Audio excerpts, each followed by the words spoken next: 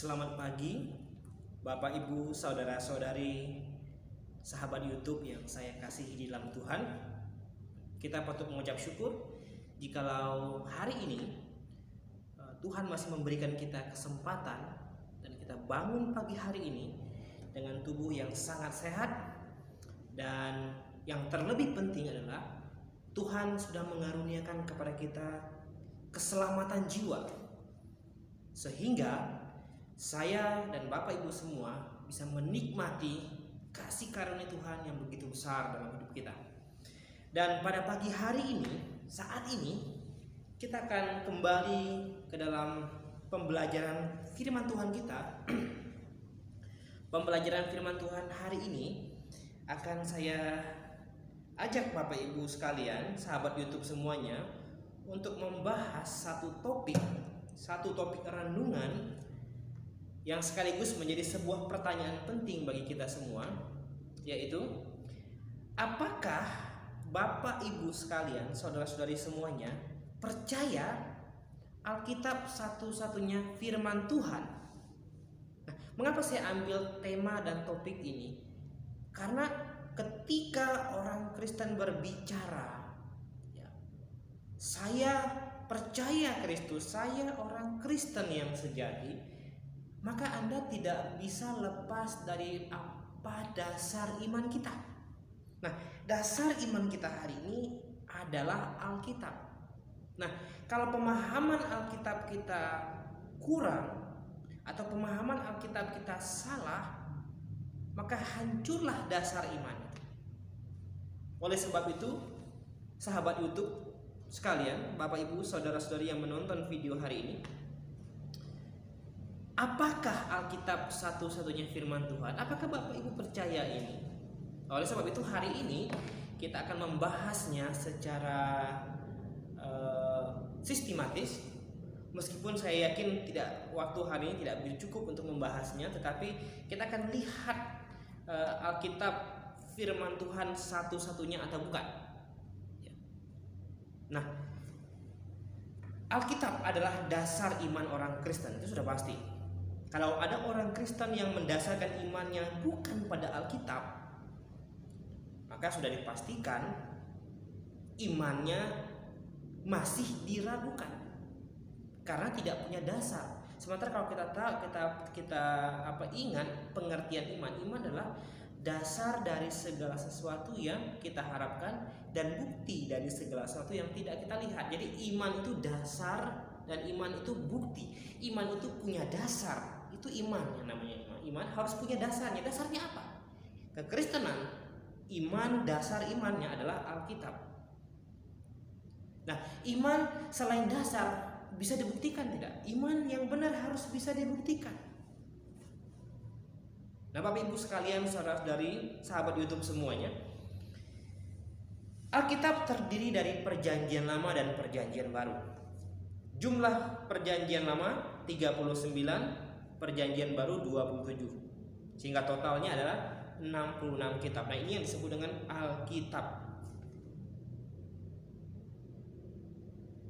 Ketika Alkitab selesai ditulis sekitar akhir abad pertama, semenjak itu banyak sekali serangan-serangan yang begitu gencar terhadap Alkitab. Banyak orang berusaha menghancurkan Alkitab secara fisik maupun dari dalam.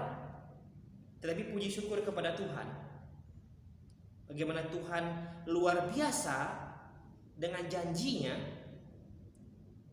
Dia memimpin dan menyertai sampai dengan hari ini Alkitab masih ada di tangan kita. Bahkan Alkitab hari ini sudah diterjemahkan ke dalam banyak bahasa di setiap negara. Nah, Bapak Ibu, saudara-saudari yang saya kasih Tuhan, Alkitab kanon tertutup. Apa maksud Alkitab kanon tertutup? Alkitab kanon tertutup. Kanon itu adalah patokan. Jadi Alkitab ini kanon tertutup itu sama dengan kita percaya dari Alkitab dari Kejadian pasal 1 ayat 1 sampai Wahyu 22 ayat 21. Jadi saya ulangi. Alkitab kanon tertutup itu adalah kita percaya Kejadian 1 ayat 1 sampai Wahyu 22 ayat 1 itu adalah firman Tuhan. Ya. Itu adalah firman Tuhan. Nah, ini yang disebut dengan Alkitab kanon tertutup. Nah, apakah Alkitab satu-satunya firman Tuhan? Iman saya percaya Alkitab satu-satunya firman Tuhan. Bagaimana dengan Bapak Ibu semuanya? Kalau kita percaya Alkitab satu-satunya firman Tuhan, berarti di luar Alkitab tidak ada firman Tuhan atau bukan firman Tuhan. Ini konsekuensinya. Ya. Akan sangat lucu kalau ada orang Kristen yang tidak percaya Alkitab satu-satunya firman Tuhan. Lucu sekali. Harusnya orang Kristen percaya Alkitab satu-satunya firman Tuhan. Di luar Alkitab tidak ada firman Tuhan, dan Tuhan tidak berbicara kepada kita hari ini di luar Alkitab. Nah, mengapa kita percaya Alkitab satu-satunya firman Tuhan? Mengapa? Minimal ada beberapa alasannya. Kita akan lihat mengapa kita percaya Alkitab satu-satunya firman Tuhan. Alasan yang pertama, karena Alkitab adalah kitab yang diinspirasikan oleh Tuhan. Nah, ini pertama, mengapa saya dan Bapak Ibu semuanya, setiap orang Kristen yang percaya Tuhan, mengapa kita percaya Alkitab satu-satunya firman Tuhan?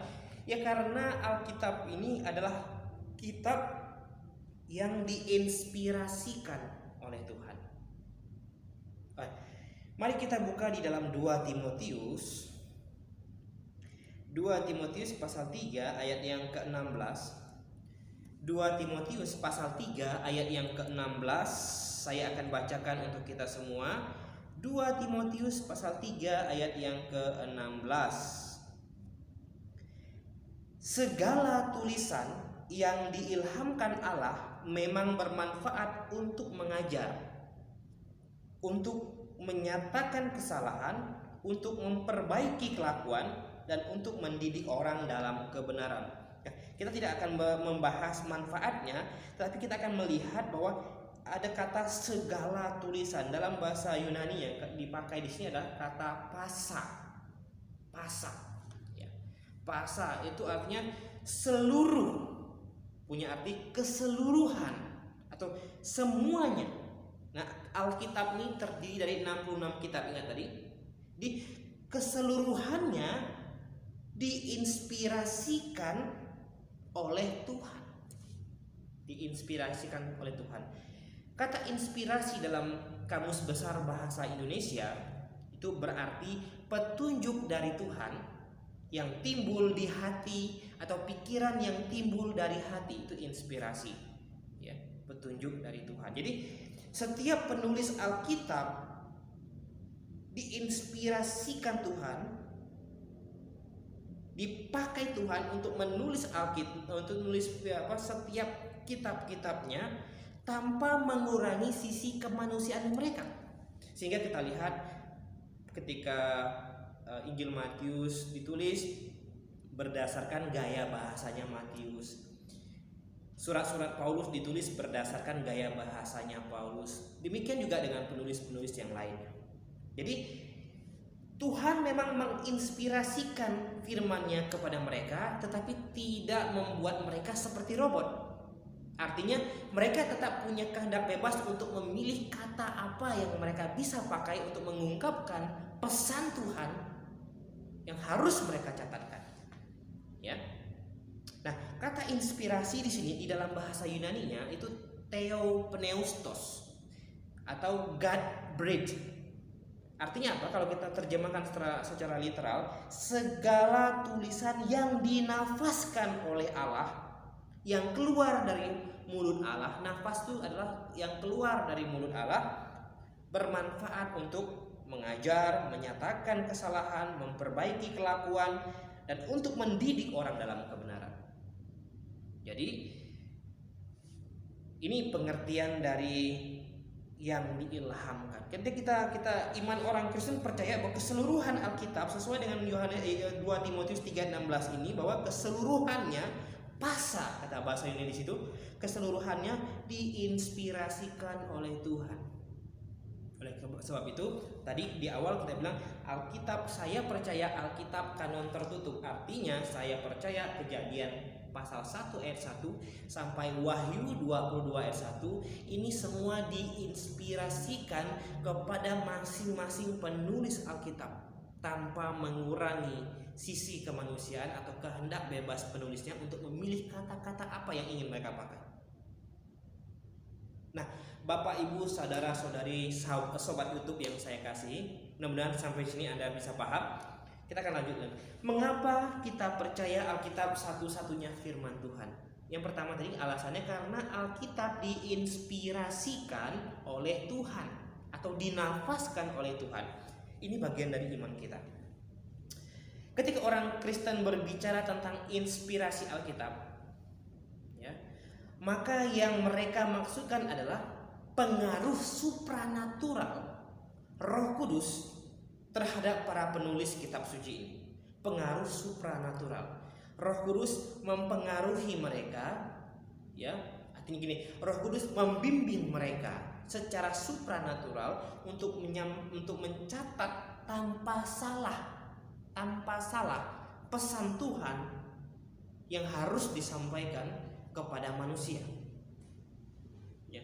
Oleh sebab itu sehingga ini membuat, ya, sebab itu ini membuat tulisan-tulisan para rasul, tulisan-tulisan para nabi dan setiap penulis Alkitab ini sebenarnya adalah firman Tuhan. Karena ini adalah proses bagaimana Roh Allah, Roh Kudus, ya, bekerja dalam setiap penulis itu, memberitahukan mereka agar mereka bisa menuliskan, membimbing mereka untuk bisa menuliskan firman Tuhan yang benar. Oleh sebab itu kalau kita baca dari Kejadian sampai Wahyu, bahkan tidak diketemukan salahnya. Tidak diketemukan salah. Ya. Bahkan yang menulis Alkitab ini lebih dari 30-an orang. Di atas 30-an orang. Tapi mengapa tidak ada kesalahan satu dengan yang lainnya?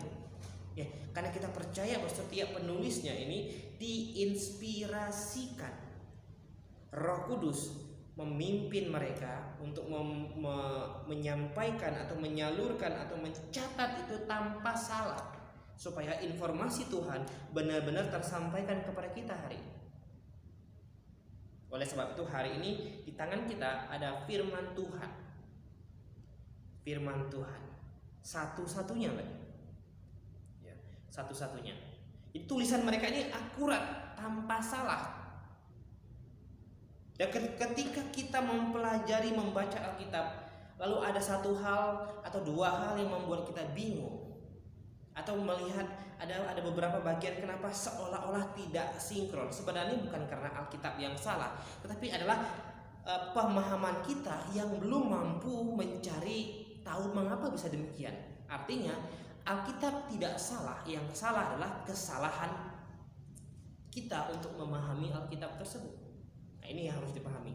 Karena banyak hari ini para teolog cepat sekali membuat kesimpulan bahwa ketika dia membaca di satu kitab dan dia membaca lagi di kitab yang lain sebuah cerita yang hampir sama tetapi ada perbedaannya, lalu dia membuat sebuah keputusan bahwa Alkitab ini salah. Terlalu cepat.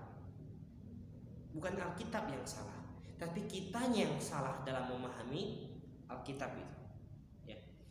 Allah memakai manusia untuk menuliskan firman-Nya tanpa meniadakan kehendak bebas para penulisnya. Nah, ini alasan pertama kita mengapa kita percaya Alkitab satu-satunya firman Tuhan. Karena Alkitab keseluruhannya pasa, katanya tadi ya. Segala tulisan yang diilhamkan ini segala tulisan ini diilhamkan atau dinafaskan atau keluar dari mulut Allah. Nah, saya harap kita semua sampai dengan poin ini agak sudah mengerti ya. Dan kita akan masuk dan lanjut ke dalam poin yang kedua. Mengapa saya atau mengapa kita semua orang Kristen hari ini percaya Alkitab satu-satunya firman Tuhan? Mengapa?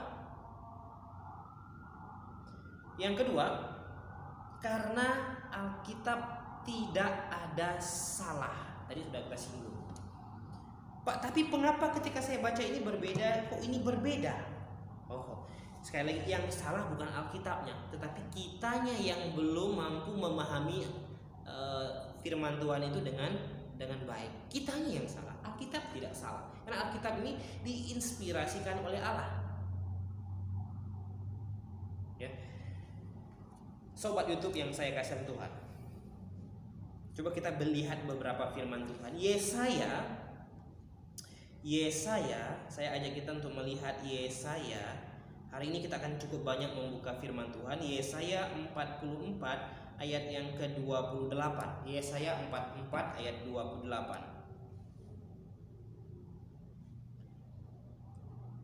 Akulah yang berkata tentang Kores, dia gembalaku, segala kehendakku akan digenapinya, dengan mengatakan tentang Yerusalem, baiklah ia dibangun, dan tentang bait suci, baiklah ia diletakkan dasarnya. Nah, apa yang bisa kita lihat di sini?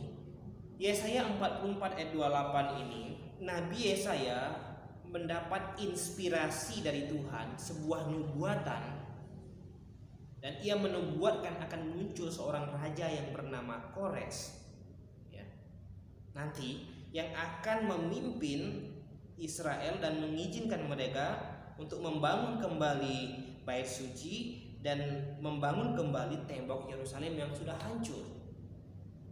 Nah, jarak Nabi Yesaya sampai kepada kemunculan Kores atau Koresi ini itu sekitar 160 tahun kemudian. 160 tahun kemudian muncullah seorang yang bernama Kores atau Koresi ini, ya, seorang raja Persia yang gagah perkasa. Ya. Dan kalau kita baca kemudian firman Tuhan, di kemudian hari dialah yang memberi izin kepada bangsa Israel untuk kembali pulang ke Yerusalem, untuk membangun tembok Yerusalem dan membangun kembali bait suci yang sudah dihancurkan oleh pasukan saat itu, Babilonia saat itu. Luar biasa, bukan? Mungkin orang-orang yang hidup pada zaman Yesaya bingung, Kores, siapa Kores? Tapi 160 tahun kemudian ini digenapi. Kemudian Yesaya pasal 7, kembali ini nubuatan. Yesaya pasal 7 ayat yang ke-14. Ini saya yakin para sobat YouTube semuanya yang sering membaca firman Tuhan, Anda sudah pasti familiar dengan ayat ini. Saya akan bacakan.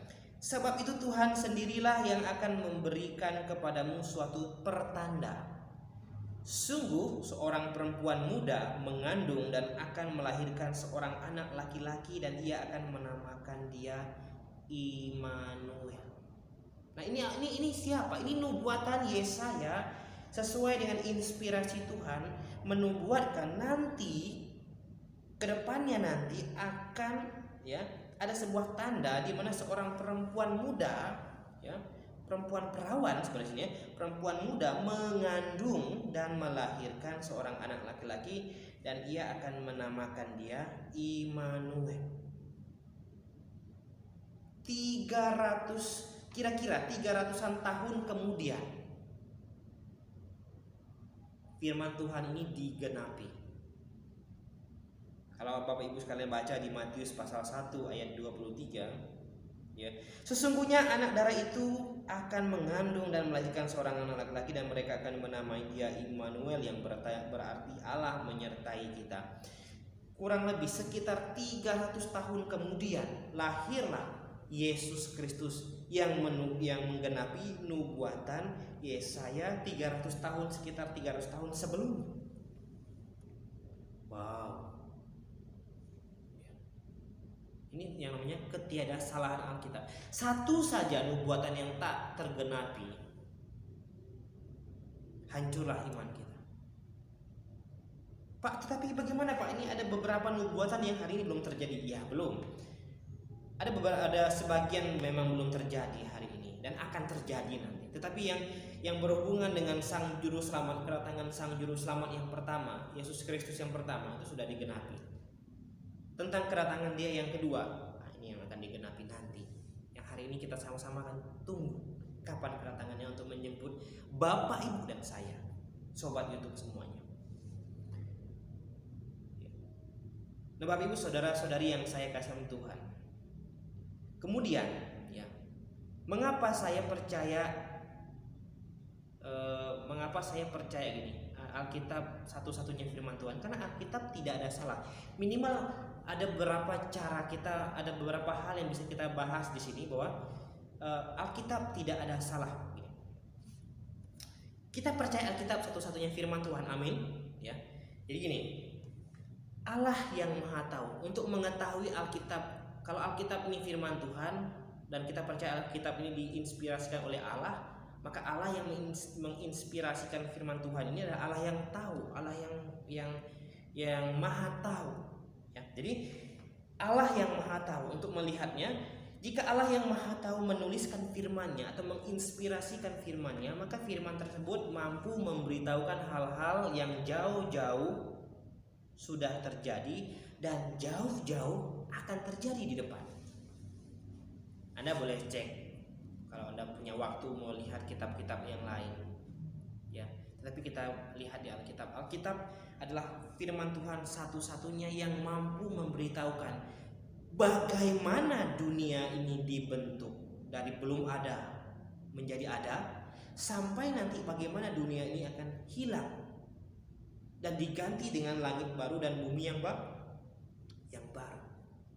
Hanya Alkitab yang mampu menyatakan hal ini dengan sangat-sangat terperinci. Ya, sangat-sangat terperinci. Jauh-jauh belum terjadi.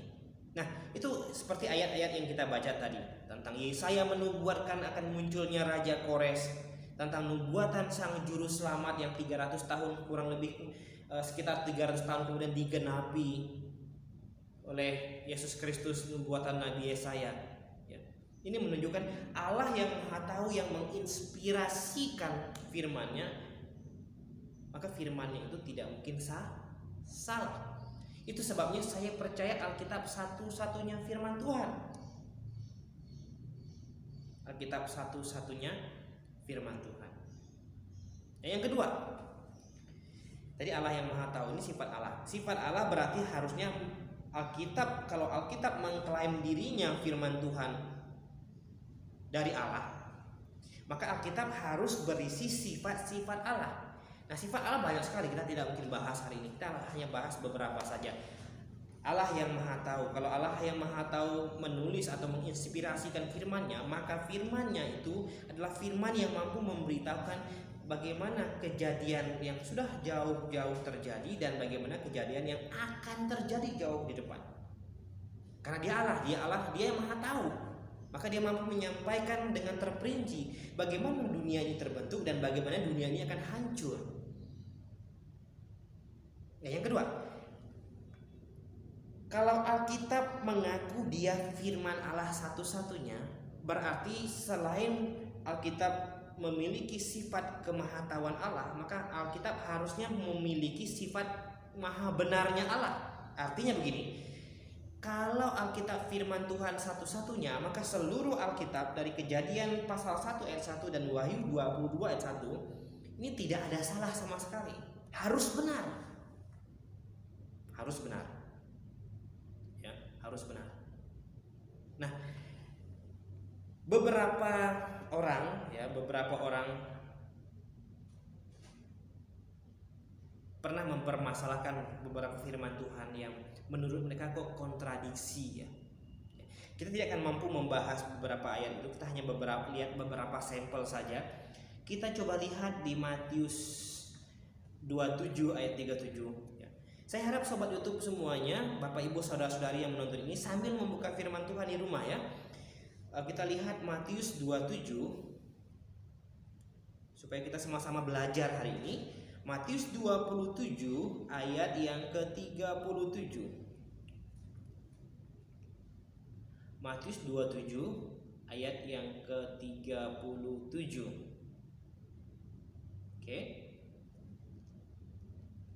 Matius 27 ayat 37 di sini.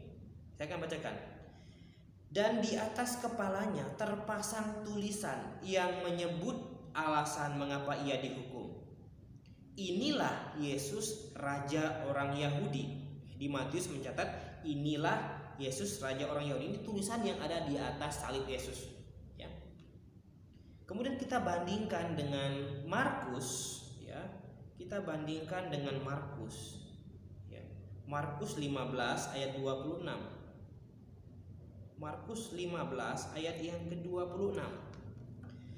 Nah, dalam Markus 12 ayat 26 ini berbunyi, dan alasan mengapa ia dihukum disebut pada tulisan yang terpasang di situ, Raja orang Yahudi. Raja orang Yahudi. Oke, sekarang kita bandingkan lagi di dalam Lukas. Lukas pasal 23. Lukas pasal 23 ayat yang ke-38. Lukas 23 ayat yang ke-38. Ada juga tulisan di atas kepalanya, inilah Raja orang Yahudi. Perhatikan. Nah, beberapa orang yang membaca ini dan melihat, mengapa di Matius katanya inilah Yesus, Raja orang Yahudi, lalu di Markus dibilang Raja orang Yahudi. Ada perbedaan ya, ada perbedaan di sini. Lalu di Lukas katanya inilah Raja orang Yahudi. Ya. Inilah Raja orang Yahudi. Di Matius tadi saya ulangi, di Matius inilah Yesus, Raja orang Yahudi. Di Markus Raja orang Yahudi saja. Di Lukas inilah Raja orang Yahudi, hilang Yesusnya. Jadi di ketiga kitab ini, baik Matius, Markus, Lukas, ini kok beda-beda. Lalu yang benar yang mana? Yang benar yang mana? Mungkin sobat YouTube pernah membaca ini dan membandingkan, dan Anda tidak tahu jalan keluar untuk menjawab ini, sehingga ketika ada pihak lain yang menyerang Anda, yang membuat pertanyaan, mengapa di Matius beda, di Lukas beda, di Markus beda? Kalau begitu Alkitabmu salah, karena nggak ada yang jelas di situ. Mana yang benar? Bapak Ibu sekalian yang saya kasih Tuhan, perhatikan. Jawabannya ada di dalam Yohanes pasal 19. Ini jawabannya. Yohanes pasal 19 ayat yang ke-20. Yohanes 19 ayat 20. Jawaban untuk pertanyaan ini, untuk menyelesaikan kasus ini adalah ada di Yohanes 19 ayat yang ke-20. Saya akan bacakan. Banyak orang Yahudi yang membaca tulisan itu, sebab tempat di mana Yesus disalibkan letaknya dekat kota, dan kata-kata itu tertulis dalam bahasa Ibrani, bahasa Latin, dan bahasa Yunani. Jadi mengapa ketiga kitab di awal, Matius, Markus, dan Lukas ini beda-beda? Ya, di Matius tadi bunyinya inilah Yesus, Raja orang Yahudi. Di Markus tadi bunyinya Raja orang Yahudi. Di Lukas bunyinya inilah Raja orang Yahudi. Jadi masing-masing kitab di awal kitab Injil, tiga kitab Injil ini berbeda. Nah, oleh Rasul Yohanes dijelaskan sini mengapa bisa beda. Ya karena kenapa ada tiga versi bunyinya? Ya karena ketiganya ini tulisan ini ditulis dalam tiga bahasa. Tiga bahasa yang hari itu dipakai oleh orang banyak saat itu. Bahasa Ibrani, bahasa Latin, dan bahasa Yunani. Ya bisa saja Matius menulis dalam bahasa Ibraninya, Markus menulis dalam bahasa Latinnya, atau mungkin Lukas menulis dalam bahasa Yunani.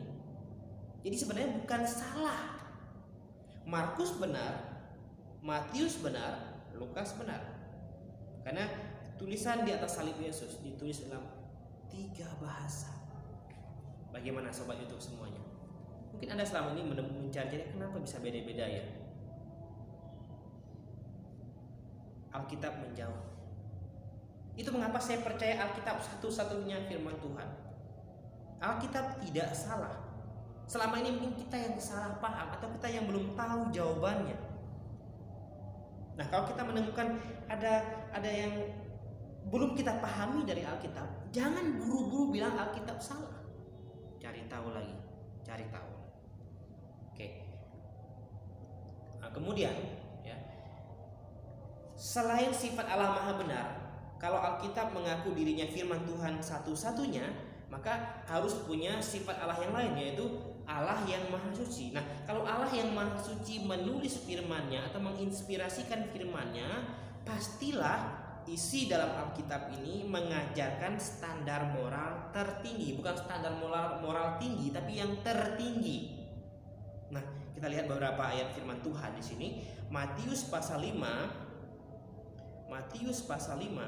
ayat yang ke-39. Matius 5:39 bunyinya begini. Tetapi aku berkata kepadamu, janganlah kamu melawan orang yang berbuat jahat kepadamu, melainkan siapapun yang menampar pipi kananmu, berilah juga kepadanya pipi kirimu. Mungkin banyak orang nggak paham apa maksud ini. Ini sebenarnya Tuhan sedang mengajarkan standar moral di dalam kekristenan tinggi. Kita diminta untuk tidak melawan. Kalau orang tempelin pipi kanan, kasih pipi kiri. Mungkin banyak di antara sobat YouTube bilang, tapi pipi saya ini bukan terbuat dari karet, Pak. Pipi ini dari kulit, ini sakit sekali kalau ditempelin. Nah, inilah yang namanya standar moral tertinggi. Mungkin di banyak tempat lain kita diminta untuk membalas, tapi di Alkitab kita diminta untuk tidak melawan kejahatan dengan kejahatan. Nah, kemudian Matius pasal 5 ayat yang ke-44. Tetapi aku berkata kepadamu, kasihilah musuhmu dan berdoalah bagi mereka yang menganiaya kamu. Di banyak kitab yang lain mungkin Anda diminta untuk mereka boleh dibunuh. Tetapi di Alkitab bilang, kasihilah musuhmu dan berdoalah bagi mereka yang menganiaya kamu. Artinya, orang Kristen yang sejati, murid Yesus itu tidak punya musuh. Musuh saja diminta untuk dikasihi. Ini apa? Ini bukan saja mengajarkan standar moral tinggi, tapi yang tertinggi. Musuh dikasihi, bayangkan Bapak sekali. Standar moral yang Tuhan tetapkan itu sangat tinggi. Oleh sebab itu semakin banyak orang Kristen lahir baru di sebuah daerah, di semua negara, saya pikir tidak perlu ada polisi. Kalau suatu negara, ini berandai-andai saja ya, di satu negara atau nggak usah deh, di satu provinsi misalnya, semuanya adalah orang Kristen lahir baru. Ini kita berandai-andai. Apa gunanya polisi di situ? Polisi kan untuk menangani masalah kejahatan, kriminal dan sebagainya. Kita orang Kristen diminta untuk taat aturan. Kita diminta untuk mengasihi musuh. Artinya kita sama sekali tidak punya musuh dalam hidup ini. Kita diminta untuk tidak berbuat jahat. Kalau orang tempelin kamu ke pipi kananmu, kasih pipi kirimu, biar sekalian puas. Nah, Bapak Ibu sekalian, sobat YouTube yang saya kasih sama Tuhan, ini Alkitab mengajarkan moral tertinggi. Contoh lain lagi, Matius pasal 7, ini yang luar biasa. Matius pasal 7 ayat yang ke-12. Ini yang luar biasa. Ini yang saya bilang the golden rule Yesus Kristus. Golden rule-nya Yesus Kristus. Saya akan bacakan. Segala sesuatu yang kamu kehendaki supaya orang perbuat kepadamu, perbuatlah demikian juga kepada mereka. Itulah isi seluruh hukum Taurat dan kitab para nabi. Konghucu pernah menulis satu golden rule-nya dia. Jangan perbuat ini kalau kamu tidak mau orang perbuat, jangan perbuat. Jangan mengganggu orang kalau tidak mau diganggu. Jangan memusuhi orang kalau kamu tidak memusuhi. Jangan memukul orang kalau kamu tidak dipukul. Oh, ini baik-baik, bagus sekali. Tetapi sekali lagi, Yesus adalah Tuhan di atas Konghucu. Konghucu manusia diciptakan oleh Tuhan. Dan ini yang menuliskan Alkitab ini Tuhan. Dan dia mengajarkan apa? Perbuatlah sesuatu yang kamu hendaki orang perbuat terhadapmu. Apa bedanya dengan Konghucu punya? Kalau Konghucu mengajarkan sisi ambil makna negatif, ambil sisi negatif. Jadi pasif ya, pasif, jangan berbuat. Jadi kalau orang ikut sarannya dia, ya semua dunia akan jadi pasif, diam. Ya, kalau kamu tidak mau diam saja. Tapi Yesus mengajarkan dari sisi aktifnya. Perbuatlah. Kalau kamu mau dihargai, hargai orang terlebih dahulu. Kalau kamu mau dikasih orang, kasihi orang terlebih dahulu. Kalau kamu mau orang berbuat apapun yang baik kepadamu, mulailah terlebih dahulu. Mana yang lebih bagus? Sisi aktifnya atau sisi pasifnya? Jelas, sisi aktif jauh lebih bagus. Sehingga dunia kalau mengikuti golden rule-nya Tuhan, indah sekali hidup. Bapak Ibu saudara-saudari sekalian yang saya kasihi Tuhan. Ini mengapa saya percaya Alkitab satu-satunya firman Tuhan, karena Alkitab ya adalah tidak ada salah. Berisi sifat-sifat Tuhan. Nah, yang terakhir, yang ketiga, mengapa saya percaya Alkitab satu-satunya firman Tuhan? Ya karena selain Alkitab diinspirasikan, Alkitab tidak ada salah. Yang ketiga, Allah berjanji untuk menyertai firman-Nya. Kita baca dalam Matius pasal 5 ayat yang ke-18. Matius 5 ayat 18. Karena aku berkata kepadamu, sesungguhnya selama belum lenyap langit dan bumi ini, satu iota atau satu titik pun tidak akan ditiadakan dari hukum Taurat sebelum semuanya terjadi. Ya, artinya apa? Iota itu apa? Iota itu adalah salah satu huruf Ibrani terkecil, mirip titik. Iota. Jadi sesungguhnya selama belum lenyap langit dan bumi, tidak ada yang hilang dari firman Tuhan. Tidak ada yang hilang. Tidak ada yang hilang. Tidak ada yang dihilangkan. Bahkan tidak boleh dihilangkan. Tapi banyak yang sudah digenapi. Itu berbeda ya Bapak Ibu sekalian. Tapi tidak dihilangkan. Tuhan janji akan pelihara. Tuhan janji akan pelihara perjanjian lama. Taurat Tuhan dijaga, disertai oleh Tuhan. Ini janji Dia. Ya. Kemudian Lukas, kita buka dalam Lukas pasal yang ke-16. Lukas pasal 16 ayat yang ke-17. Saya akan bacakan kembali. Lebih mudah langit dan bumi lenyap daripada satu titik dari hukum Taurat. Lebih mudah langit dan bumi. Jadi bumi dan langit ini gampang lenyap, tapi firman Tuhan tidak akan lenyap. Tidak akan hilang, tidak akan dihilangkan oleh Tuhan, tetap ada. Ya. Dan bagaimana Tuhan menyertai? Tuhan menjaga Alkitab ini sebagai iman, dasar iman, satu-satunya firman Tuhan. Kita buka kembali dalam Galatia. Galatia pasal 1 ayat yang ke-8. Galatia 1 ayat 8. Bunyinya begini.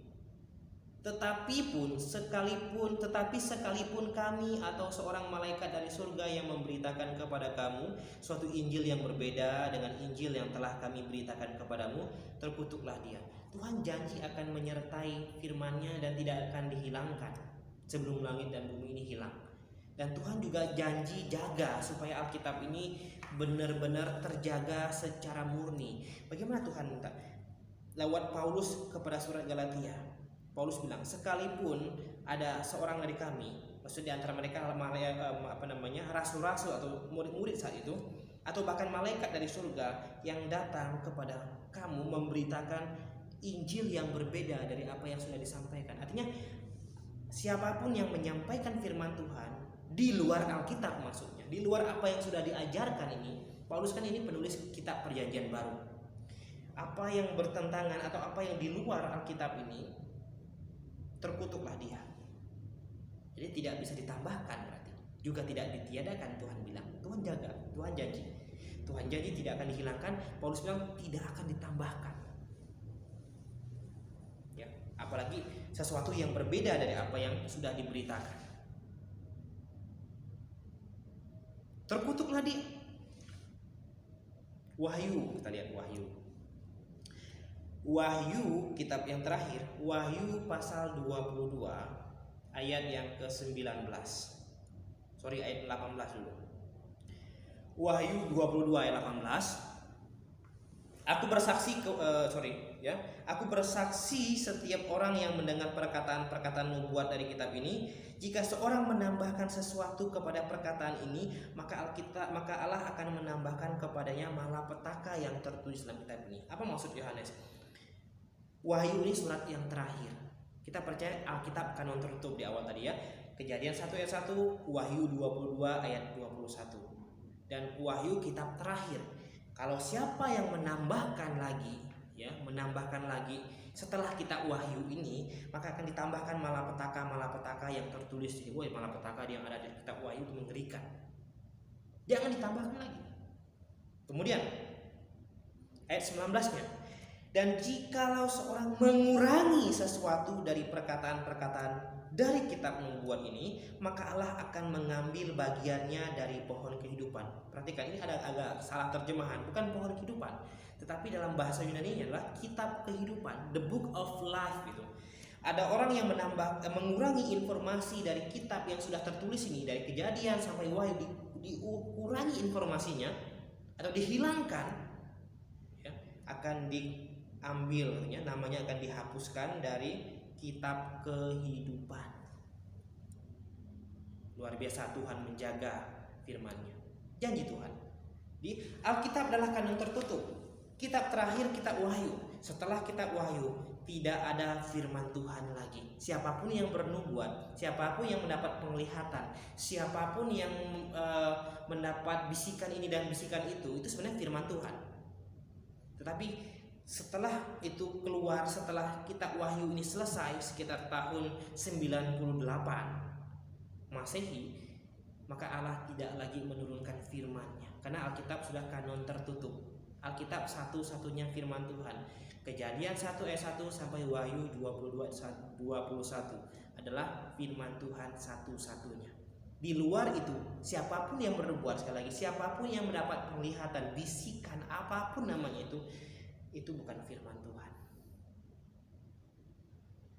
Yang bernubuat terus hari ini, yang mendapat penglihatan terus hari ini, sebenarnya sedang menggenapi, menambahkan firman Tuhan. Karena Tuhan pernah memakai nubuat untuk menurunkan firman-Nya. Tuhan pernah menampakkan dirinya menggunakan penglihatan, mimpi dan sebagainya. Itu Tuhan pernah pakai. Mungkin di selain kesempatan kita akan bahas wahyu umum, wahyu khusus. Tuhan hari ini sudah patok Alkitab, kitab Wahyu selesai, titik. Tidak boleh ditambah dan tidak boleh dikurangi. Baik, sobat YouTube yang saya kasih Tuhan, kita sudah di akhir pembahasan kelas Alkitab kita, dan mari kita bersatu dalam doa. Bapak Surgawi, terima kasih Tuhan, kami sudah punya kesempatan untuk membahas ini cukup panjang. Kiranya setiap saudara-saudari kami, sobat YouTube yang melihat video ini, kiranya diberkati dan ditambahkan pemahaman demi pemahamannya. Terima kasih Tuhan. Video ini hanya bertujuan untuk menjelaskan kebenaran, tidak untuk menyinggung pihak manapun. Tuhan, kami mengucap syukur atas firman-Mu yang bisa kami pelajari. Di dalam nama Tuhan Yesus Kristus kami berdoa dan mengucap syukur.